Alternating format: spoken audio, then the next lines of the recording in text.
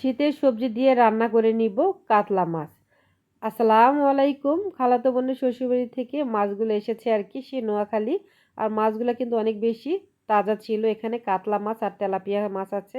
আমি ভালো করে পরিষ্কার করে নিয়েছি আর তারপর হলুদ গুঁড়া, মরিচ গুঁড়া, লবণ দিয়ে মাছগুলো মেখে নিয়েছি।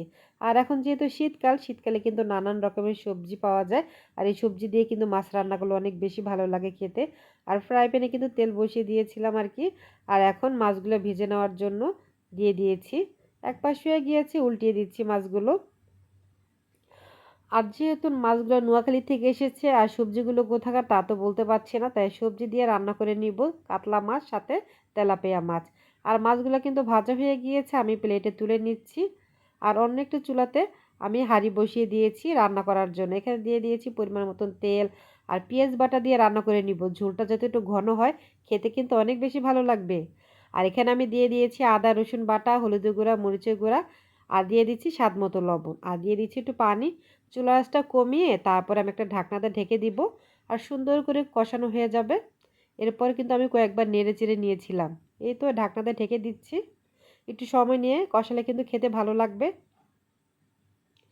আর এই তো মশলাটা কিন্তু কষানো হয়ে গিয়েছে। ঢাকনাটা নামিয়ে এখন আমি ফুলকপি, সিম, আলু, টমেটো দিয়ে রান্না করে নিব কাতলা মাছ সাথে হলো তেলাপিয়া মাছ। কে কে এরকম করে রান্না করেন অবশ্যই কমেন্ট সেকশনে জানাতে কিন্তু ভুলবেন না।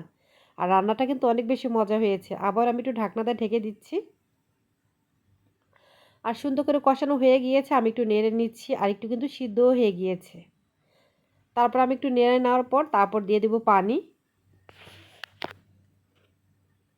আর আমি একটু ঝোল ঝোল করে রান্না করে নিব। আর শীতের সময় কিন্তু একটু ঝোল ঝোল করে রান্না করলে অনেক বেশি ভালো লাগে খেতে।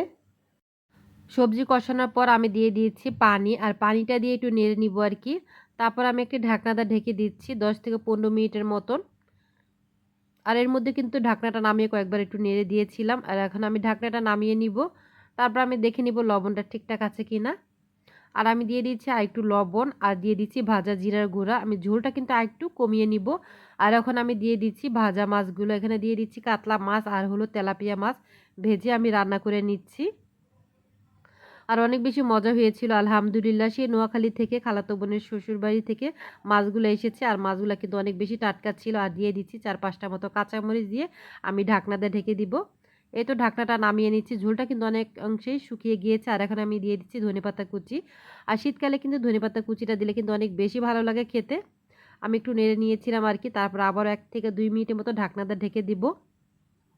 রান্না হয়ে গিয়েছে, চুলাটা আমি অফ করে দিচ্ছি। একটু হাইটে একটু ঘুরিয়ে নিচ্ছি। আমি একটি বাটিতে সার্ভ করে নিচ্ছি। সবাই ভালো থাকবেন। নতুন কোনো ভিডিও নিয়ে চলে আসবো। আল্লাহ হাফেজ।